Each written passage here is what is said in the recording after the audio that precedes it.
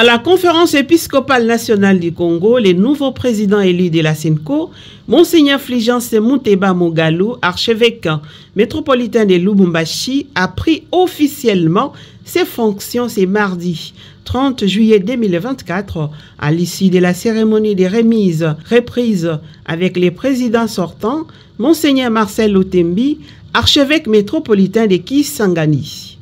La cérémonie a commencé par une prière dite par les présidents sortants, suivie de son allocution dans laquelle il a commencé par souhaiter la bienvenue au nouveau président ainsi qu'à ses collaborateurs. Par la suite, il a rappelé les contenus de son discours de clôture lors de l'Assemblée plénière de juin 2024. Je vous souhaite une cordiale bienvenue dans ce bureau officiel du président de la SENCO.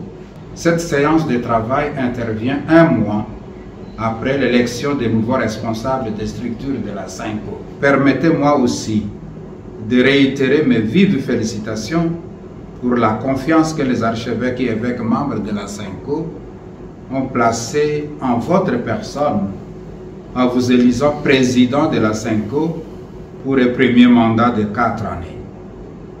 En outre, voudriez-vous transmettre au moment opportun mes chaleureuses félicitations à vos collaborateurs élus le même jour comme premier vice-président et deuxième vice-président de la SENCO.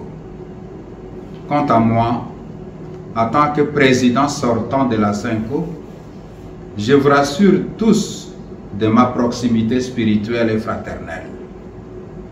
Pour le bien de notre chère conférence épiscopale et de l'Église Famille de Dieu en RD Congo, vous pouvez toujours compter sur ma disponibilité en cas de besoin pour toute intervention opportune en termes d'information, de conseils ou de contributions. Il a également remis au nouveau président les divers dossiers concernant la SENCO ainsi que les institutions affiliées à la SENCO. Après le huis clos, s'en est suivi la signature de la passation des pouvoirs entre les présidents entrants et sortants de la SENCO.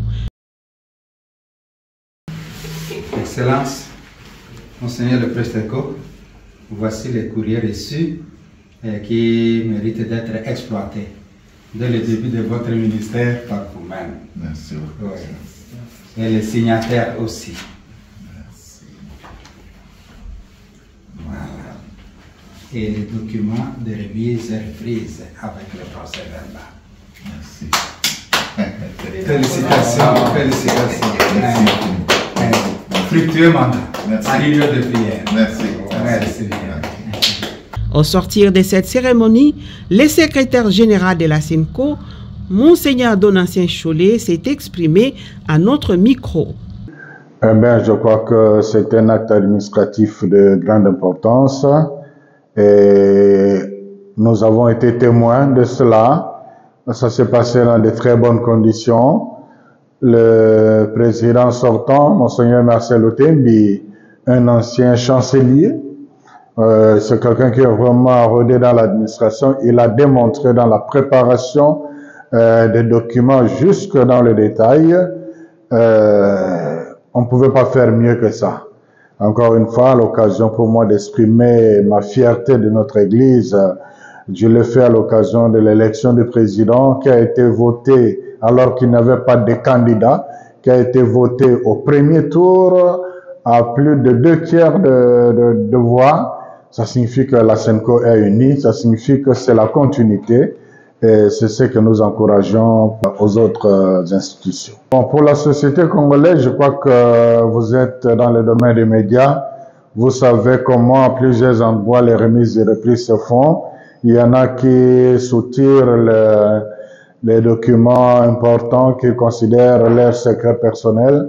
Il y en a qui arrivent à la tête d'une institution sans trace de beaucoup d'éléments fondamentaux. Mais ici, il faut reconnaître que l'administration courante est gérée par le secrétariat général.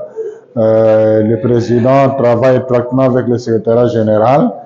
À voir les choses telles que ça s'est passé, je crois qu'il y a beaucoup d'enseignements à tirer pour ceux qui font des soi-disant remises et reprises à peu près. Et quelque chose que je dois signaler aussi, c'est l'esprit même de la continuité du changement dans l'Église.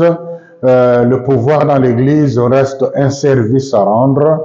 On le rend conformément au statut et on quitte sans regret. On accueille celui qui vient à cœur joie.